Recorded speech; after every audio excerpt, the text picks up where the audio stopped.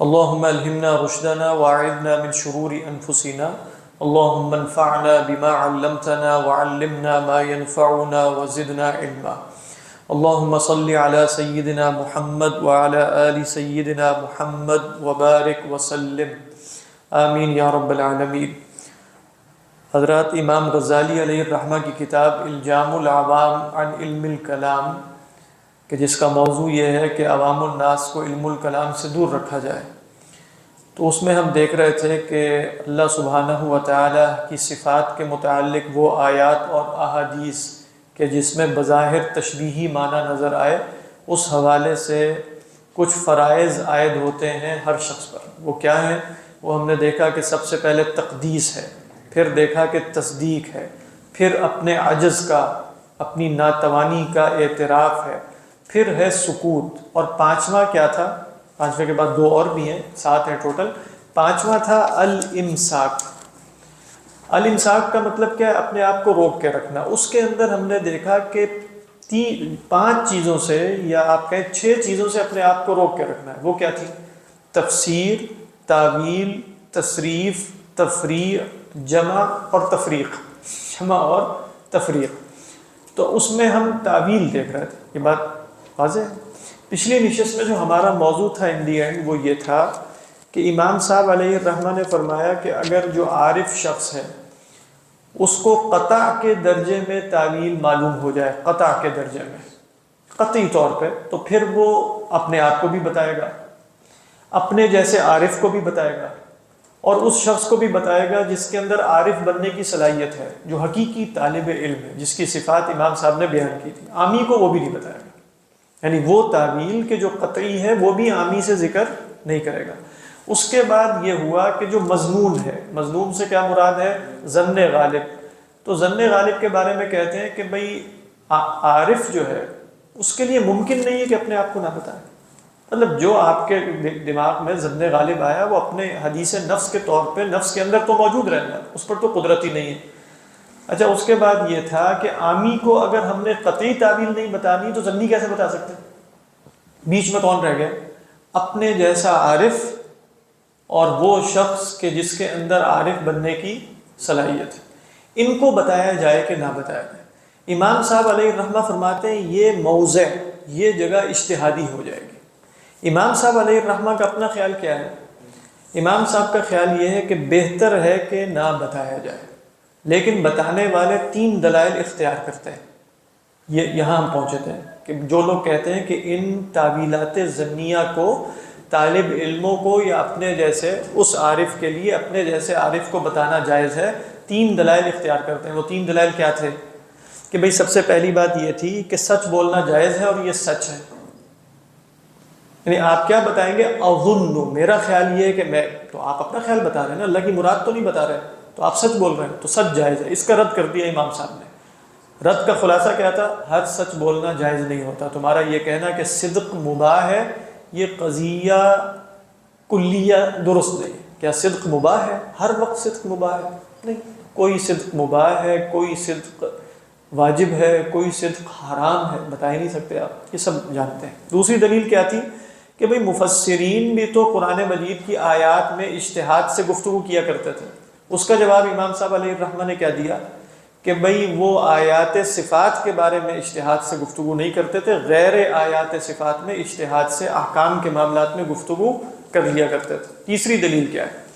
یہ ہم پڑھ رہے تھے۔ تیسری دلیل یہ ہے کہ صحابہ نے اور خاص طور پہ تابعین نے وہ روایات نقل کی ہیں رسول اللہ صلی اللہ علیہ وسلم سے کہ جو ظنی ہے۔ خبر واحد کیا ہوتی ہے؟ ظنی، اور اس کے اندر صفات کا بیان ہے، وہ صفات کے جن کے اندر وہم تشبیہ کا ہے۔ تو لہذا اگر ظن کا بیان جائز نہیں ہے تو یہ ظنی روایات بیان کرنا کیسے جائز ہو گیا؟ سمجھ میں آ رہی ہے دلیل؟ ظنی روایات باب صفات میں بیان کرنا اگر جائز ہے تو صفات میں اپنا ظن بیان کرنا بھی جائز ہوگا۔ آپ کہیں نہیں وہاں تو ظن غالب ہے، تو یہاں بھی تو ظن غالب ہی مراد ہے۔ یہاں تک ہم پہنچ چکے ہیں۔ اس کے بارے میں امام صاحب کیا فرماتے ہیں؟ اما الثالث، یہ پڑھنا ہے جی، وَأَمَّا الثَّالِثِ، یہ تیسری دلیل ہے نا، 78 پہ۔ وأما الثالث فقد قال قائلون لا يجوز أن يعتمده لکھا ہے آپ کے یہاں کیا یعتمد ہو ہے کہ نہیں؟ ہاں ہو نہیں ہے نا، بس ٹھیک ہے. لا يجوز أن يعتمد في هذا الباب إلا ما ورد في القرآن أو تواتر عن الرسول تواترا يفيد العلم. کہہ رہے ہیں کہنے والوں نے ویسے یہ کہا ہے، کیا کہا ہے کہ اس باب میں صرف قرآن مجید یا سنت متواترہ ہی پر اعتماد کیا جا سکتا ہے جو علم کا فائدہ دیتے ہیں. یعنی کہنے والوں کی ایک رائے موجود ہے کہ صفات یہ ضمنی اخبار کا کوئی عمل دخل نہیں ہے. مطلب اچھا فاما اخبار الاحاد فلا يقبل فيه، اخبار احاد کو ہم قبول نہیں کریں گے ادھر. ولا نشتغل بتأویلہ عند من يميل الى التأویل، اور نہ ہم اس کی تعویل میں اپنے آپ کو مشغول کریں گے ان لوگوں کی رائے کے مطابق جو تعویل کی طرف میلان رکھتے ہیں. ولا بروايته عند من يقتصر على الرواية، اور نہ ہم اس کی روایت کریں گے، یہ ان کی رائے ہوگی جو صرف روایت پر اقتصار کرتے ہیں.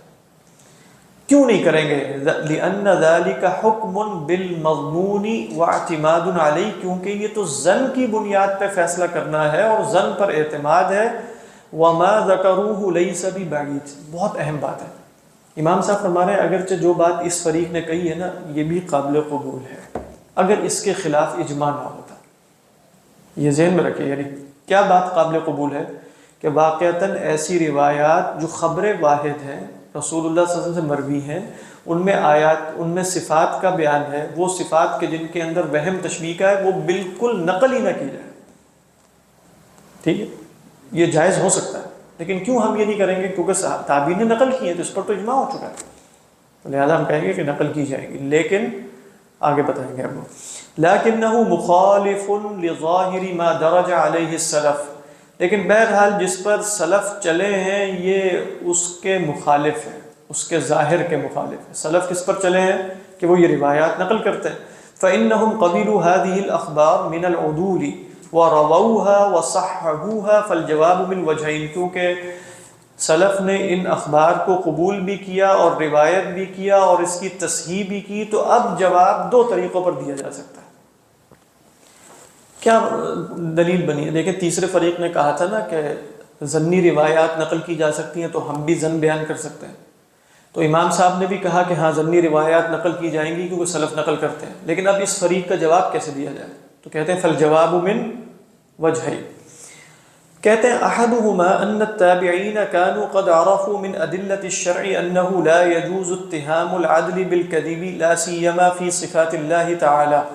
کہہ رہے تابعین کو شرع کے دلائل سے یہ بات معلوم ہو چکی تھی کہ جو عادل ہے اس پر جھوٹ کا الزام نہیں لگایا جا سکتا، خاص طور پہ اللہ کی صفات کے بارے میں. ذرا غور کیجئے گا. دیکھیں دلیل یہ ہے، پہلی بات یہ بیان کر رہے ہیں کہ دیکھو دلیل شرع سے یہ معلوم ہے. میں خلاصہ بتا دیتا ہوں تاکہ آپ کو سمجھ میں آ جائے. امام صاحب قائل نہیں ہے نا نقل کرنے کے، اپنا ظن، لیکن یہ تو ضمنی روایات ہیں.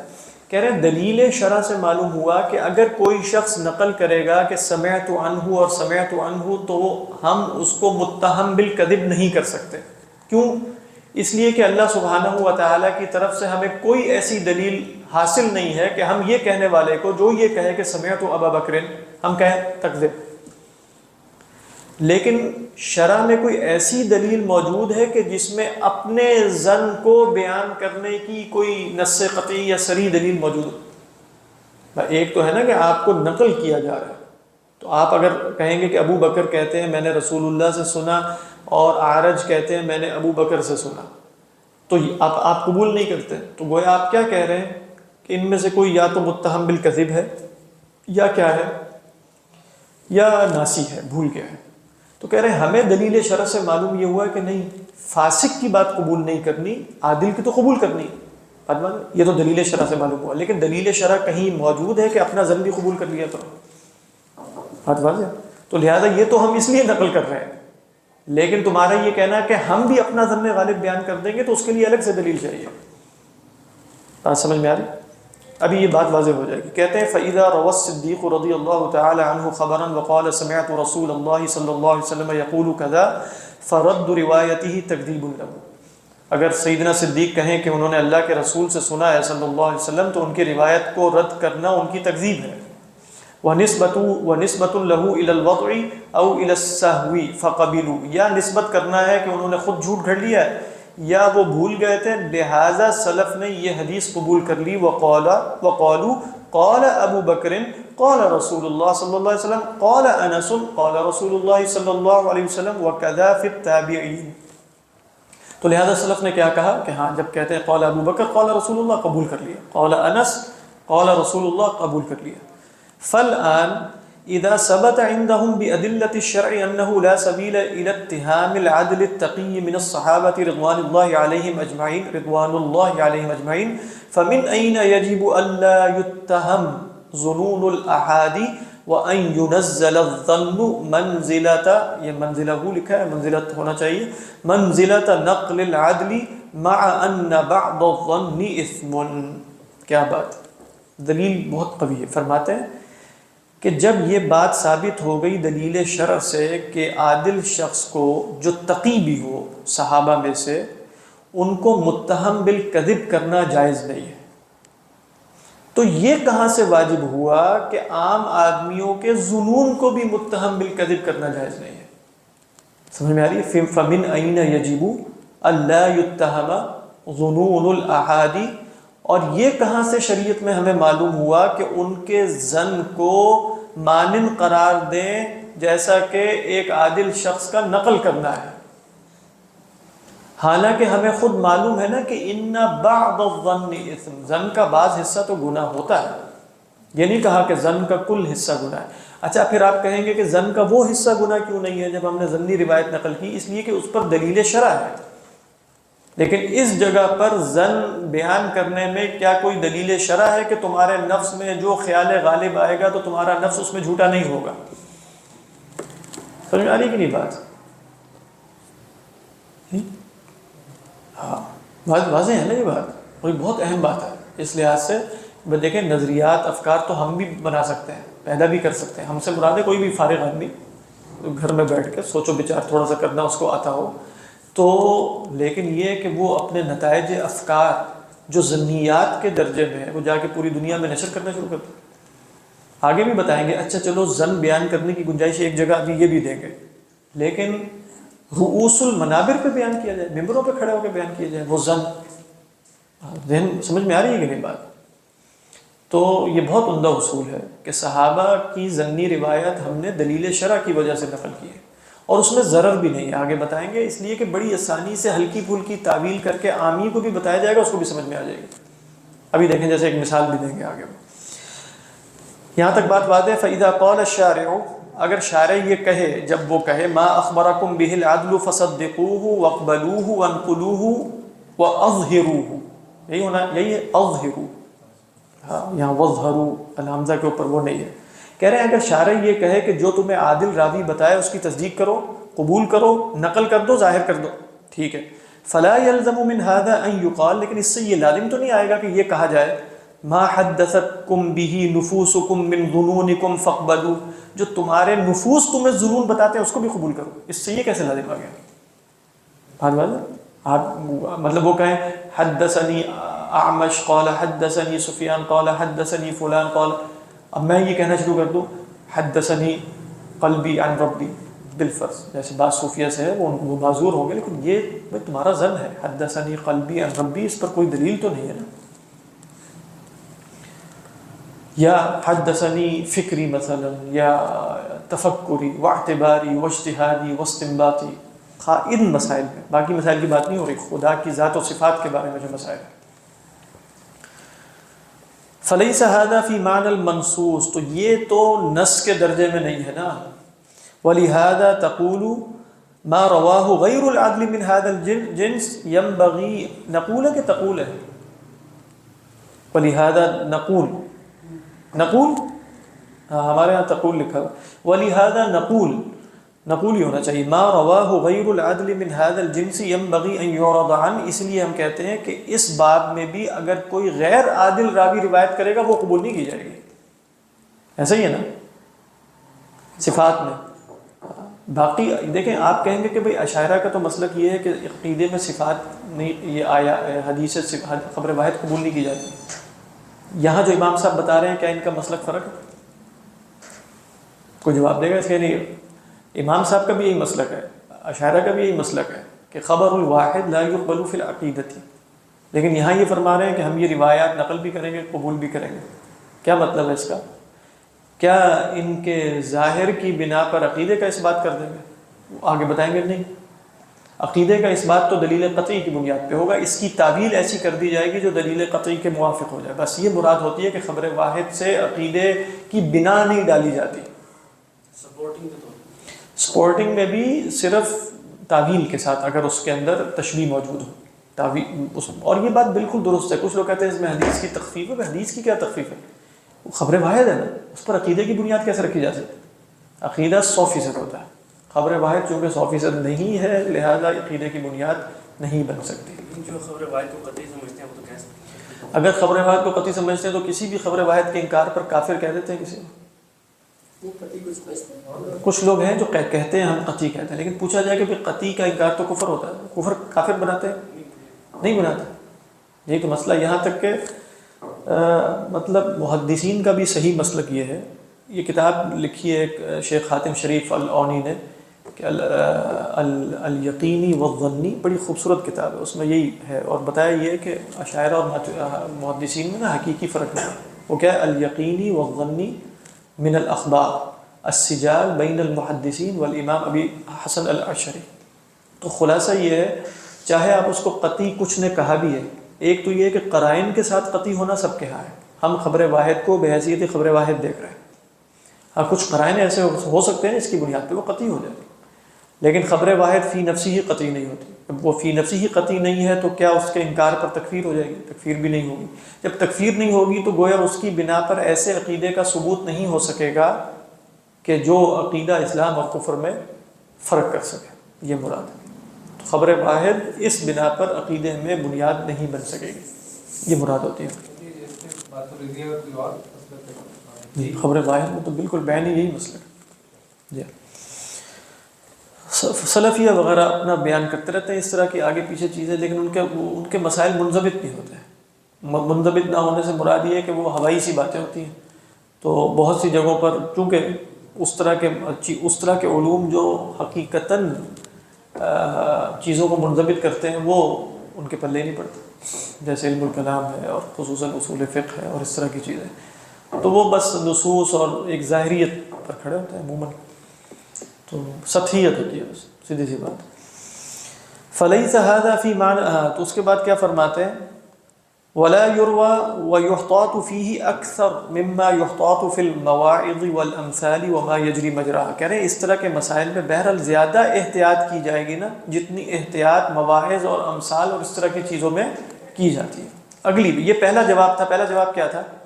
اچھا وہاں تو اجماع ہوا ہے تابعین کا کہ صحابہ سے نقل کرنا ہے، دل کے مسائل بیان کرنے پر کون سا اجماع ہے؟ یہاں کون سی نص پائی جاتی ہے؟ یہ پہلا جواب تھا۔ دوسرا جواب کیا ہے؟ یہ بھی بہت اہم بات ہے۔ ان تلك الاخبار روتها الصحابه لانهم سمعوه يقينا فما نقلوا الا تيقنوه الا ما تيقنوه۔ آپ کیا ہمارے ہاں معنی صحیح نہیں ہوتا، الا ما تيقنوا، کہہ رہے بہت اہم بات ہے۔ دیکھیں صحابہ نے، آپ کے صحابہ نے کیوں نقل کی ہے؟ اچھا صحابہ نے نقل کی تھی نا، اور اس لیے کہ ان کے لیے وہ یقینی تھی، انہیں تو رسول اللہ سے سنی ہے صلی اللہ علیہ وسلم، تو ان کے لیے تو یقینی ہے، انہوں نے نقل کرنا ہی کرنا۔ یعنی کیا ہمارے لیے جو خبر واحد ہے جو ضنی ہے، کیا لازماً وہ صحابہ کے لیے بھی ضنی ہوگی؟ صحابہ اگر اللہ کے رسول صلی اللہ علیہ وسلم کے فم مبارک سے ڈائریکٹ سن رہے ہیں تو وہ تو قطعی ہے ان کے لیے۔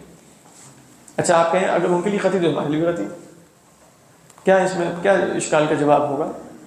اس لیے کہ اگر دیکھیں صحابہ نہ، ہم نے صحابہ سے سنی، تابعین نے صحابہ سے سنی، تبع تابعین نے ان سے سنی، جیسے ہم جانتے ہیں ایک خبر کے ساتھ مؤید اخبار بہت ساری جمع ہو جائیں تو اس کو قوت حاصل ہو جاتی ہے، اسی طرح ایک یقینی خبر کے ساتھ اگر درجات کی کثرت کی وجہ سے احتمالات بڑھتے چلے جائیں تو اس کی قوت میں کمی ہونا شروع ہو جائے گی۔ بالکل جیسے ایک خبر میں قوت پیدا ہوتی ہے مؤیدات کے ذریعے، ایک آدمی کی خبر میں وہ قوت نہیں ہے جو 5 آدمیوں کی خبر میں ہے، ٹھیک ہے؟ اچھا اس کے بعد دیکھیں صحابہ نے تو ڈائریکٹ سنا، یہاں کوئی احتمال ہمیں نظر نہیں آ رہا.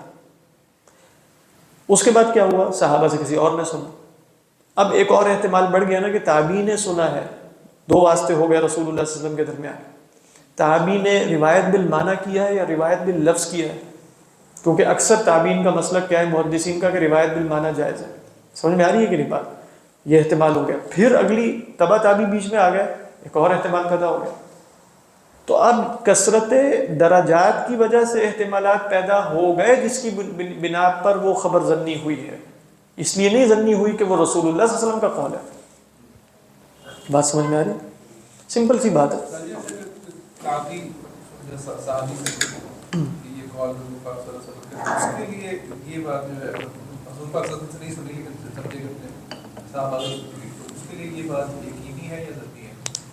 اس کے لیے یہ بات یقینی ہے کہ صحابی نے ایسے میرے سے نقل کیا. اس نے کیا دیکھا؟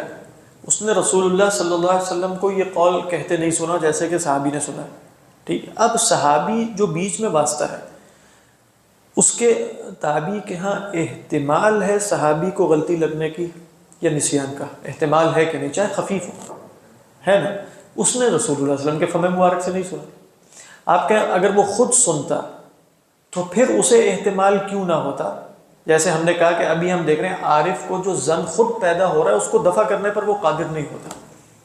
بات اس نے جب سنا ہے تو اسے تو نفس میں یقین پیدا ہو رہا ہے کہ میں نے سن لیا، اس کو دفع کرنے پہ وہ قادر نہیں ہے. لیکن اب تابعی کو جو یقین پیدا ہو رہا ہے کہ میں نے سنا ہے، وہ یقین یہ ہے کہ میں نے رسول اللہ صلی اللہ علیہ وسلم سنا ہے یا یقین یہ ہے کہ میں نے صحابی سے سنا ہے؟ صحابی سے سنا ہے، یہ تو اسے یقین حاصل ہے. لیکن چونکہ صحابی میں احتمال ہے روایت بالمعنی کا بھی اور خطا کا بھی، سہو کا بھی، نسیان کا بھی. آپ کہیں کم ہے تو صحیح نا. جہاں اتنا سا بھی احتمال آ جائے گا، اتنا سا بھی احتمال، وہ شے قطعیت سے ظنیت کے مراتب میں داخل ہو جائے گی. یہ ویسے آرگومنٹ جو منکرین حدیث ہیں ان کو سپورٹ نہیں کرے گا، یہ بتا رہا ہوں. اصل میں حق بات ہمیں یہ نہیں دیکھنا ہوتا، یعنی یہ جو چیز ہوتی ہے نا افکار کو دیکھنے میں، یہ غلط نقطہ نظر ہے. میں ابھی اس کی بات کا جواب دیتا ہوں. یہ دیکھنا کہ بھئی میں جو بات بیان کر رہا ہوں اگر وہ فی نفسی ہی درست ہے تو پہلے میں نے یہ دیکھنا ہوتا ہے کہ وہ بات درست ہے کہ نہیں. قطع نظر اس کے کہ اس سے قادیانی کو سپورٹ ہوتی ہے یا فلاں کو ہوتی ہے یا فلاں کو، ہم یہ بات پیش نظر ہی نہیں رکھیں گے کیونکہ ہمیں پتہ ہے کہ ہمارے پاس ان کے مذہب کے بطلان پر قطعی دلائل موجود ہیں. سمجھ میں آ رہی ہے کہ نہیں بات؟ لہذا ہمیں کسی صحیح قطعی بات کو چھپانے کی حاجت نہیں ہوتی کسی کے مذہب باطل کے بطلان کے لیے. بات واضح؟ تو اگر آپ کہیں گے نا کہ منکرین حدیث اگر یہ کہتے ہیں کہ اخبار احاد ظنیہ ہیں اور اس سے وہ اپنے مسلک کی بنا رکھتے ہیں تو ہم سب یہی کہتے ہیں. نہیں، سیدھی سی بات ہے. جو پورا یہ علم ہے چین آف نریشن کا، اس کے اوپر پھر یہ اعتراض نہیں اٹھتا کہ بھئی اگر اتنا کچھ کرنے کے باوجود بھی ظنی چیز لانی تھی تو دیکھیں ظنی سے مراد ہے ظن غالب. ٹھیک ہے. اچھا ظن غالب پر عمل کرنے کا حکم قطعی ہے، یعنی ہم اس کا جواب کیسے دیتے ہیں؟ وہ ہم نے جیسے امام غزالی علیہ رحمہ کے المستصفیٰ میں بھی دیکھا تھا کہ دیکھیں آپ نے دو گواہیوں کی بنیاد پہ بندے کی گردن اڑا دی قتل کے مسئلے میں. قتل میں تو 4 گواہیاں نہیں چاہیے نا، 2 ہی چاہیے. بندے کی گردن اڑا دی. کیا وہ 2 گواہیوں کا 100% درست ہونا آپ کو معلوم ہوگا؟ حتمی طور پر احتمال رہے گا. اچھا پھر گردن بھی اڑا دی. کیا احتمال کی بنیاد پہ گردن اڑا دی یا حکم قطعی کی بنیاد پہ گردن اڑائی؟ سوال وہ کیسے؟ حکم تھا کہ 2 گواہیاں. ہاں یہ ہے بات. گویا ہمیں شریعت میں حکم قطعی حاصل ہے کہ عمل کے معاملے میں ظن غالب کافی ہوتا ہے. سمجھ میں آ رہی ہے کہ یہ حکم کیا ہے؟ یہ حکم کیا ہے؟ ظنی کے قطعی، یہ قطعی ہے. لہذا ہم منکرین حدیث سے کہیں گے واقعتاً ہم بھی یہی کہہ رہے ہیں ظن غالب ہی حاصل ہو رہا ہے، لیکن ہمارے پاس دلیل قطعی کیا ہے کہ ظن غالب پر عملیات میں حکم فرض ہوتا ہے، واجب ہوتا ہے. اس کے ہم اپنے دلائل قائم کرنا شروع کر دیں گے اور بتا دیں گے کہ بھئی ہیومن ایرر تو رہتا ہے لیکن محدثین نے جو کام کر کے دکھایا ہے وہ یقیناً ایسا ہے کہ وہ بے مثال ہے. بے مثال یہ سب جانتے ہیں.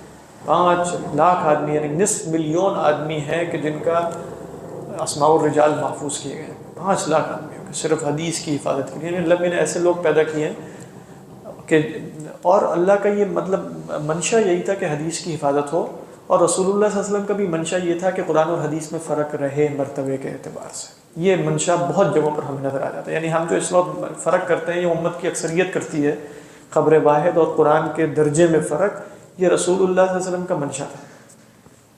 اسی لیے آپ نے قرآن کو جیسے نشر کیا ایسے اپنی اخبار احاد کو نشر نہیں کیا.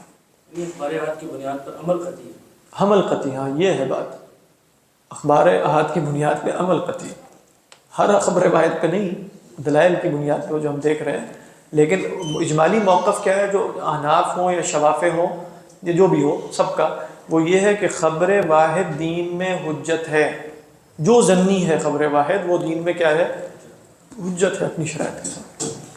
جو اس کا انکار کرے گا وہ منکرین حدیث کی کسی نہ کسی فہرست میں داخل ہو جائے گا. چاہے ایک تو بالکل منکرین حدیث وہ ہے نا جو جیسے قرآن کے سوا تواتر، تعامل اور خبر متواتر کو بھی نہیں مانتے. یہ جو پرویزی قسم کے لوگ تھے وہ تو اس درجے میں منکرین حدیث ہو گئے. غامدی صاحب جیسے وہ بھی منکرین حدیث میں ہی شامل ہوں گے، لیکن وہ کس درجے میں شامل ہوں گے، وہ اس درجے میں نہیں. پارشلی منکرین حدیث. ہاں وہ جیسے ہم اس کے لیے ایک لفظ بولتے ہیں نا استخفاف بالحدیث کا، حدیث کے ساتھ معاملہ ذرا ہلکا رکھنے کا، تو وہ اس مستخف بالحدیث ہے. وہ آگے پیچھے کر کے اوپر نیچے کر کے اپنے کچھ کام چلا لیں گے، لیکن بہرحال ان دی اینڈ جب ان کا طے شدہ موقف یہ ہے کہ خبر واحد دین میں مستقل سورس آف احکام نہیں ہے، تو یہ قول فی نفسی ہی باطل ہے قطعی طور پر. عملیات ہر جگہ، 4 گواہیاں جہاں چاہیے وہاں زنا ہو جائے. زنا کے اوپر گواہیوں کے جتنے بھی مسائل ہیں، چوری ہو، حد قذف ہو، حد زنا ہو، حد حرابہ ہو، کوئی بھی حدود دیکھ لیں. مالی معاملات ہوں، آپ نے کہا کہ ان نے 10 لاکھ روپے دینے ہیں میرے، آپ جھوٹا اسٹامپ پیپر بھی لے آئے، گواہ بھی لے آئے، سب کچھ، اور وہ ثابت نہیں ہو سکا تو 10 لاکھ اس کو دینے پڑیں گے. اسی طرح اللہ کے رسول صلی اللہ علیہ وسلم نے فرمایا یأتینی احدکم ویکون الحن بحجتہ من اخیہ فیقتطع منی مال امرئ مسلم. تو آپ نے کیا فرمایا کہ وہ آگ کا ٹکڑا لے کے جاتا ہے، رسول اللہ صلی اللہ علیہ وسلم سے بھی غلط فیصلہ کروا لیتا ہے وہ حجت کی بنیاد پہ، کیونکہ اللہ کے رسول اپنے باطنی علم کی بنیاد پہ فیصلہ نہیں کرتے، ظاہر کی بنیاد پہ فیصلہ کرتے. تو سب ظنیات ہیں. آپ دیکھیں دین میں تو ظنیات پہ عمل. پھر اسی طریقے پر آپ دیکھیے جیسے امام غزالی نے کہا کہ آپ تک رسول اللہ صلی اللہ علیہ وسلم کا قول پہنچا ہے، ظن غالب ہو گیا آپ کو کہ یہ رسول اللہ صلی اللہ علیہ وسلم کا قول ہے، ظن غالب ہو گیا تو اب کیا اس کے سامنے سر تسلیم خم کرنا فی نفسی واجب ہے کہ نہیں؟ یعنی مجھے گمان غالب یہ ہے کہ یہ اللہ کے رسول نے فرمایا صلی اللہ علیہ وسلم، اور بات ہے عمل کی، تو اب کس بنیاد پہ میں رد کروں گا؟ آپ کہیں کہ دلیل کی بنیاد پہ، تب تو وہ ظن غالب نہ ہوا. یعنی میرے پاس رد کرنے کی کوئی وجہ ہی نہیں، لہٰذا جب رد کرنے کی وجہ نہیں تو میں کیا کروں گا؟ سر تسلیم خم کروں. سر منکر حدیث کو مسلمان سمجھا جائے گا یا جو منکرین حدیث دین کے ان مسائل کا انکار کر دیں جو معلوم من الدین بالضرورہ ہے تو وہ مسلمان نہیں ہوتے. تواتر کا انکار کرتے ہیں، مطلب ایسی متواترات، ہاں تواتر معنوی پر اختلاف ہو جائے گا. یعنی معلوم من الدین بالضرورہ، معلوم من الدین بالضرورہ مسائل کیا ہے؟ نماز 5 کی بجائے 2 لے آئے، 3 لے آئے، ہے نا ایسے بھی مسلمان نہیں ہو سکتا. سیدھی سی بات ہے، کیسے ہو سکتا؟ نماز نہ پڑھیں تو مسلمان رہیں گے، لیکن نماز 2 بنا دیں یہ تو مسلمان ہی نہیں. تو یہ غلام محمد پرویز صاحب اور یہ جو ہیں غامدی صاحب، ان کو کس لیول کا مسلم سمجھا جائے؟ غلام احمد پرویز اور غامدی صاحب کو بھی ایک ساتھ نہیں ملانا چاہیے. غلام احمد پرویز تو بالکل فارغ آدمی ہے، یعنی مراد یہ ہے کہ وہ جو بھی تھا وہ گمراہی کی ایکسٹریم پہ پہنچا ہوا آدمی تھا، اس میں تو کوئی شک نہیں. اس کو مسلمان نہیں سمجھا جائے گا؟ مجھے نہیں پتہ، وہ تو کسی عالم سے ہی پوچھا جائے گا کہ ان کے بارے میں کیا فتوے بتائے گئے. لیکن غامدی صاحب کا مسئلہ وہ والا نہیں ہے. غامدی صاحب نے اس طرح کوئی معلوم من الدین بالضرورہ چیز کا انکار نہیں کیا جیسے آپ کہہ سکیں کہ تواتر سے ثابت کسی شے کا انکار کر دیا.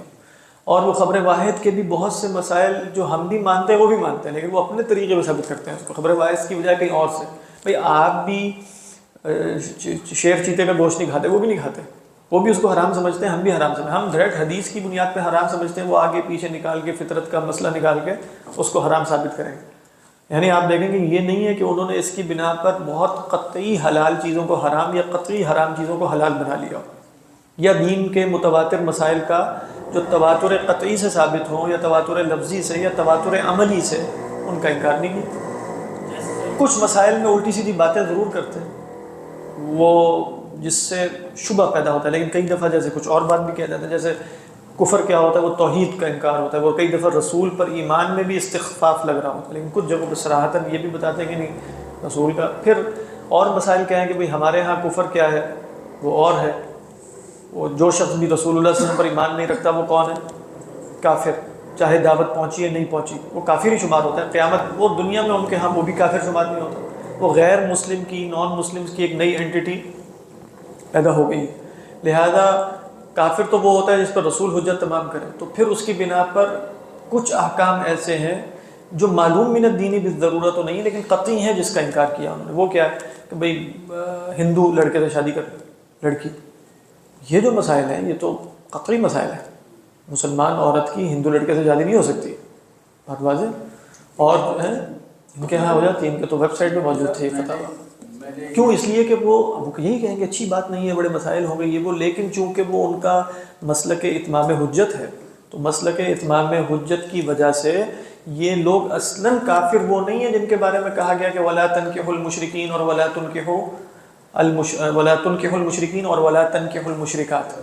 یہ تو المشرکات المشرکین ان کی اصطلاح میں جزیرہ نماء عرب کے مشرک ہوتے ہیں جن تک رسول اللہ صلی اللہ علیہ وسلم کی دعوت تھی. لہذا ولو کرہ المشرکون میں بھی وہ کیا کہیں گے؟ مشرکو جزیرۃ العرب. تو لہذا ان کا اصول یہ ہے نا، اس اصول کی بنیاد پہ کچھ احکام قطعیہ کا انکار ہے، لیکن وہ احکام قطعیہ قطعی ہونے کی ہیں لیکن معلوم من الدین بالضرورت نہیں ہے. اس میں اختلاف ہو سکتا ہے کہ تکفیر کرنی ہے کہ نہیں کرنی، یعنی کچھ مسائل ایسے ہیں جو مؤدی الی تکفیر ہو سکتے ہیں ان کے بھی، لیکن وہاں تکفیر قطعی نہیں ہوگی. بس فرق یہ ہے. کوئی تواتر معنوی ہے، یعنی وہ تواتر معنوی ہے. تواتر معنوی سے ثابت ہونے والی جو چیزیں ہیں نا، صحیح تر قول یہ ہے کہ اس پہ تکفیر ہو سکتی ہے لیکن اس پہ تکفیر قطعی نہیں ہوتی. یعنی اس میں تکفیر میں اختلاف آپ کر سکتے ہیں، جیسے کوئی شخص نمازوں کو نہ مانے، تکفیر بھی قطعی ہے، اور جو اختلاف کرے گا وہ بھی کافر ہوگا، جو ہے نا من شک فی کفری. لیکن یہ کیا مسائل ہے تواتر معنوی والے؟ تکفیر ہو سکتی ہے لیکن جو اختلاف کرے گا وہ کافر نہیں ہوگا. یعنی مثال کے طور پہ کوئی مجتہد آئے وہ کہتا ہے کہ بھئی معتزلہ نے تواتر معنوی کا انکار کیا ہے رؤیت باری تعالیٰ کے مسئلے میں، لیکن اکثر اہل سنت نے کچھ نے کی بھی، اکثر نے نہیں تکفیر کی. حالانکہ نزول عیسیٰ کا مسئلہ بھی تواتر معنوی سے ثابت ہے، رؤیت باری تعالیٰ بھی تواتر معنوی سے ثابت ہے. تعویلات کر لی نا آگے پیچھے الٹی سیدھی. اور بھی مسائل ہیں. شفاعت کا مسئلہ ہے ہمارے ہاں، گناہ کبیرہ کی جو شفاعت ہے اس کا جہنم سے نکلنا، یہ تواتر معنوی سے ثابت ہے، تبھی تو ہم نے اپنے عقیدے میں شامل کیا اس کو. معتزلہ نہیں مانتا، ہم نے تکفیر نہیں کی، ہم نے مراد اکثر نے نہیں کی. اسی طرح یہ والا جو مسئلہ ہے یہ تواتر معنوی کا مسئلہ ہے، تواتر لفظی بھی نہیں ہے ظاہری بات. تو یہاں تکفیر ہو بھی سکتی لیکن نہیں بھی ہو سکتی. لہذا یہاں تکفیر قطعی نہیں ہے، یہاں تکفیر کیا ہے؟ اجتہادی. تو یہ بات پیش نظر رہے تو بڑے مسائل حل ہو جاتے ہیں. حدیث بھی ہو سکتی ہے. کچھ روایات کے بارے میں بتایا جاتا ہے کہ متواتر لفظی ہیں، جیسے من کذب علی متعمدا فلیتبوأ مقعدہ من النار. لیکن اکثر مسائل جو ہیں اس کا انکار کرنے کی کسی کو ضرورت بھی نہیں ہوگی. تو اکثر جو مسائل جن کو ہم تواتر سے ثابت کہتے ہیں نا، وہ ہم نے اصول فقہ میں نا تواتر کی اقسام دیکھی تھی کہ ایک تواتر طبقی ہے، ایک تواتر فقہا کا تواتر ہے جس کو تعامل امت کہا جاتا ہے. جیسے ہم کہتے ہیں نماز تواتر سے ثابت ہے، تو نہ وہ تواتر لفظی ہے نہ وہ تواتر معنوی ہے، وہ تو تواتر طبقی ہے، طبقہ عن طبقہ. اس کا انکار کفر ہوتا ہے. نماز کا انکار تو کفر ہوگا نا، لیکن وہ نہ تواتر لفظی ہے نہ وہ تواتر معنوی ہے. آپ کہیں قرآن کی آیت کا انکار ہوگا، قرآن کی آیت اقیم الصلاۃ محکم بنے گی اس تواتر عملی کی بنیاد پر، ورنہ صلاۃ کے لفظ کے اندر تو پرویز صاحب بہت سے معنی نکال سکتے ہیں. خود ہی دیکھیے مطالب فرقان کھول کے دیکھ لیں تو معنی نظر آ جائیں گے. تو ہم کیوں کہتے ہیں اقیم الصلاۃ محکم آیت ہے؟ اس لیے کہ اب اس میں لغت کے جو احتمالات تھے ان میں سے کوئی احتمال اب موجود نہیں. اسی طرح ہم کہیں خاتم النبیین یا خاتم النبیین لفظ آیا نا، لغت کے اعتبار سے دیکھیں احتمالات کی بڑی کثرت ہے. لغت کی کتاب کھولیں اور احتمالات کی کثرت ہوگی. ہم اس کے ساتھ کیا ملائیں گے؟ ہم اس کے ساتھ امت کا تواتر ملائیں گے، ہم اس کے ساتھ صحابہ کا فہم ملائیں گے، ہم اس کے ساتھ تواتر معنوی والی احادیث ملائیں گے. یہ سب جب چیزیں مل جائیں گی تو اب خاتم النبیین میں احتمالات کا دروازہ بند ہوگا، محض لغت کی بنیاد پہ نہیں ہوگا. نہیں، یہ اگر رسول اللہ صلی اللہ علیہ وسلم کی کوئی حدیث نہ ہوتی، صحابہ کا کوئی فہم نہ ہوتا، صرف خاتم النبیین کا لفظ آئے تو اس میں احتمالات کی تو کثرت ہو سکتی ہے یا نہیں ہو سکتی؟ فی نفسی، میں صرف لغت کے اعتبار سے کہہ رہا ہوں، لغت کے اعتبار سے ہو سکتی ہے، لیکن یہ اب جو بھی اس میں یہ احتمالات کی کثرت رکھے گا وہ کافر ہو جائے گا۔ کیوں کافر ہو جائے گا؟ اس لیے کہ ان احتمالات کے بطلان پر دلیل قطعی موجود ہے۔ واللہ اعلم۔ تو بات یہ ہو رہی تھی کہ جنہوں نے یہ نقل کیا انہوں نے یقین کے ساتھ سنا تھا نا، اس لیے نقل کر دی۔ تو انہوں نے ظن نقل کیا تھا یا یقین؟ صحابہ نے یقین، خلاصہ یہ تھا۔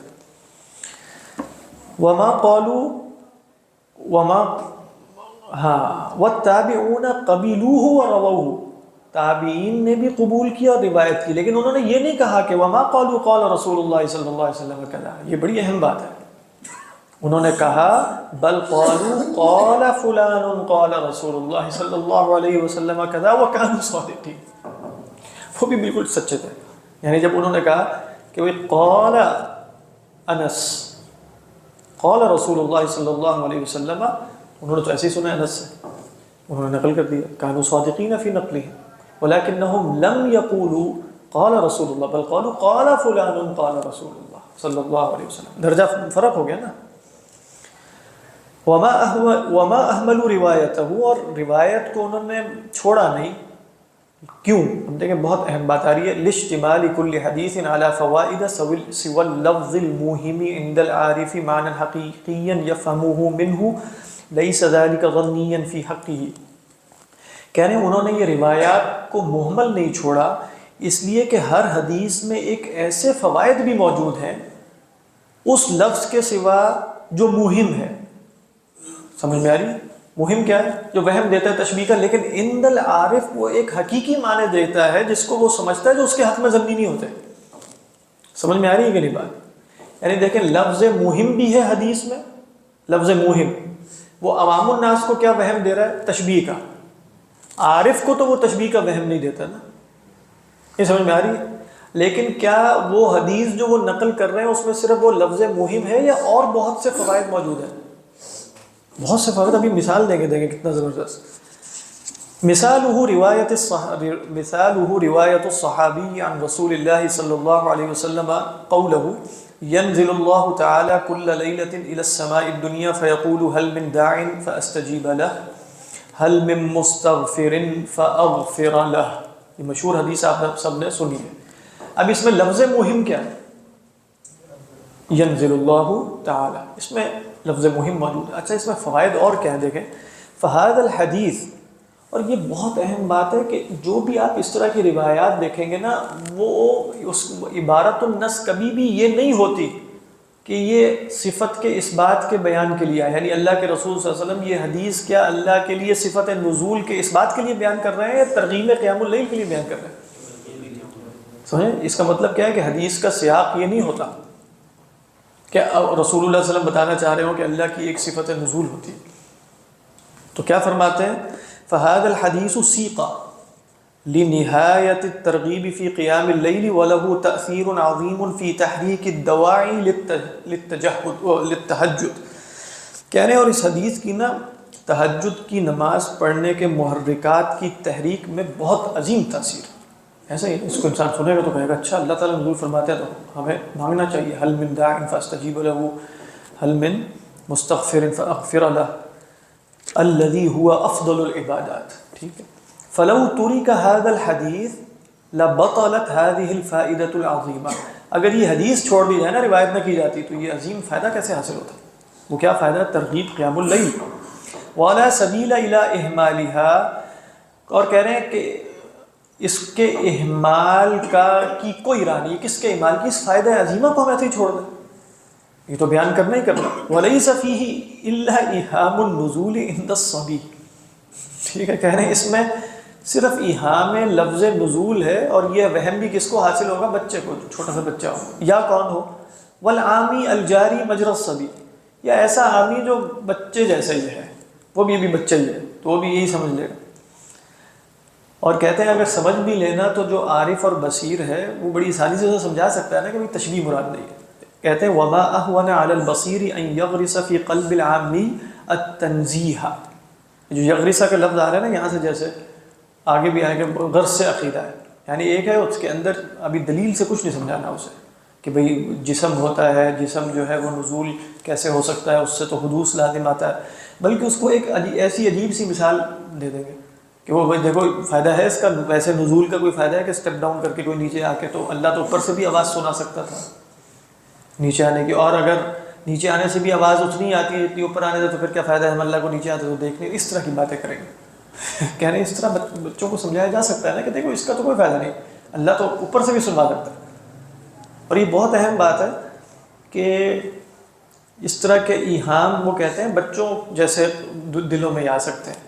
جب اللہ کے رسول صلی اللہ علیہ وسلم فرمائیں گے ینزل، اور اس سے کہا اس کا مطلب ہے اللہ نزول فرماتا ہے، اور وہ اس کے لیے تشبیہات بیان کرنا شروع کر دے اور ایک صفت نزول کا اس بات کر دے اور اس پر ایک کتاب لکھ دے اور پھر اس سے جو ہے اور مسائل کا استنباط کرے، ان دنوں بچہ ہی ہوگا.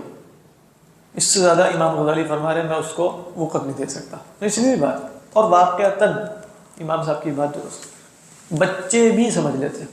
اس کا موازنہ تو نہیں ہوگا بیچارہ بچہ، معصومیت ہے اندر اللہ تو بیچارہ معذور ہے بچہ. بچے کا تو نہیں ہوگا، بچے کا تو نہیں.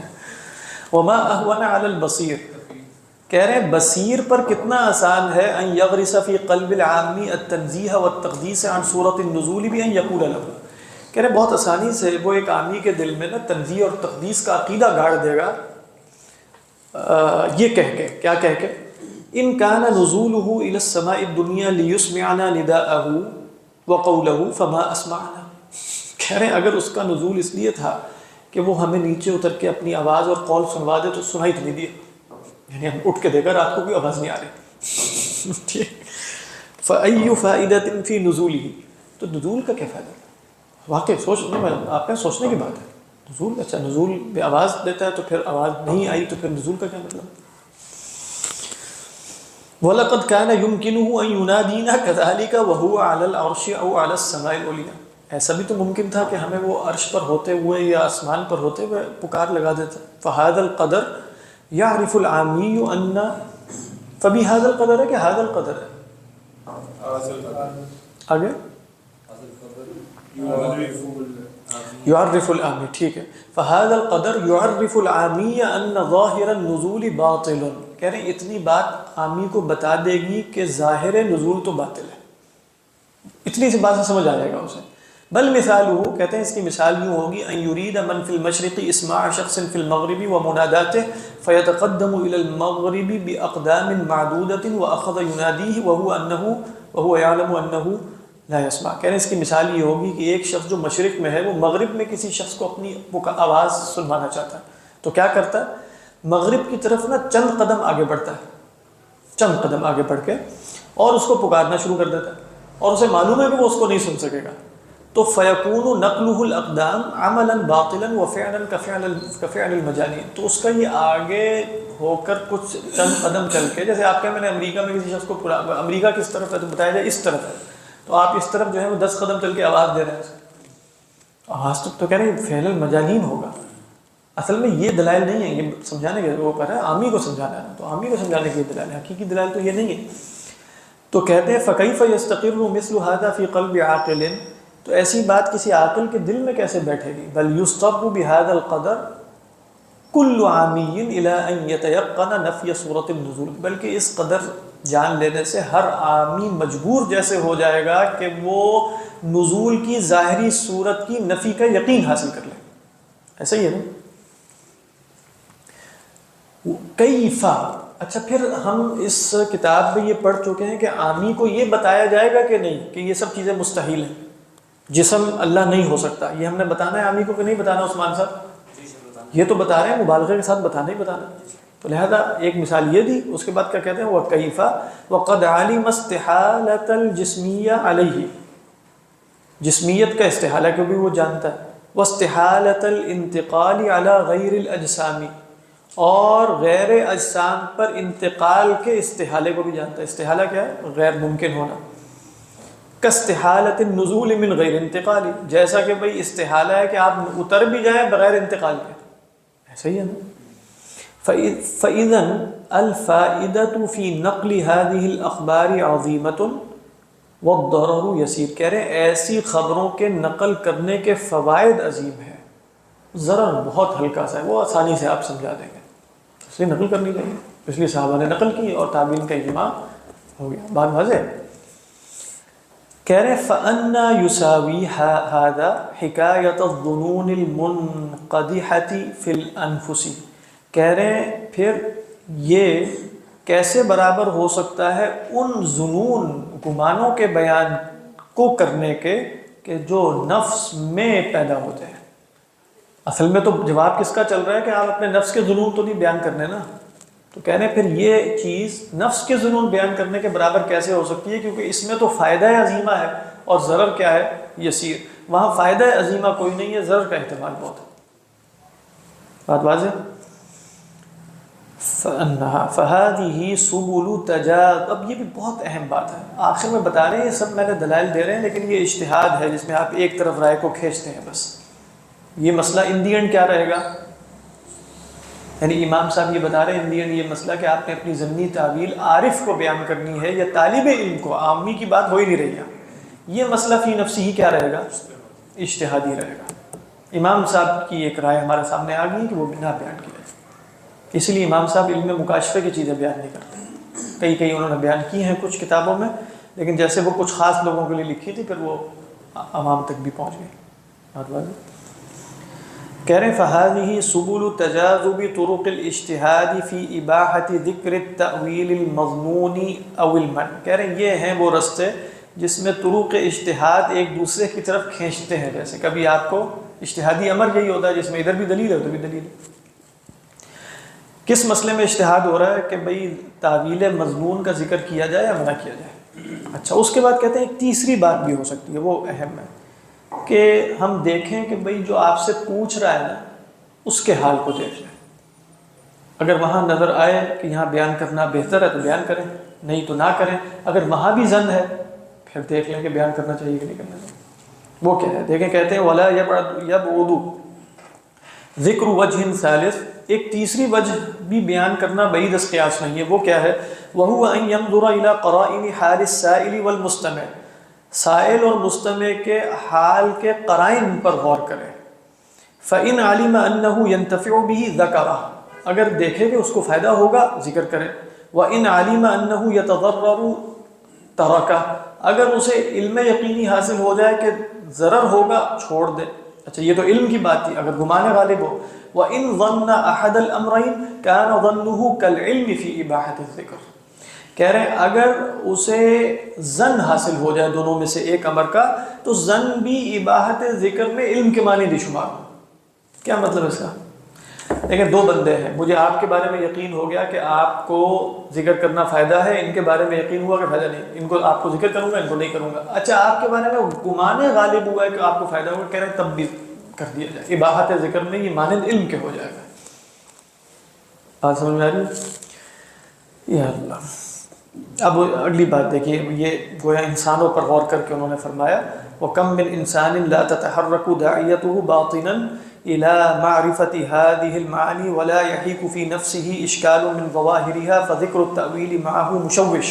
یہ بڑی اہم بات ہے، کہہ رہے کتنے انسان ایسے ہیں جن کے باطن میں اس طرح کے معنی جاننے کا کوئی داعیہ پیدا ہی نہیں ہوتا، اور اس کے نفس میں ان ظواہر سے کوئی اشکال پیدا ہی نہیں ہوتا، اسے پہلے ہی معلوم ہے اللہ ایسا نہیں ہے۔ ایسے شخص کے سامنے تعویل ذکر کرنا تو مشوش ہے، خام خواہ تشویش ہوگی اسے، تشویش سے مراد کیا ہے، پریشانی کا باعث بنے گا، اس کو بیان کرنے کی ضرورت ہے، ایسا ہی ہے نا۔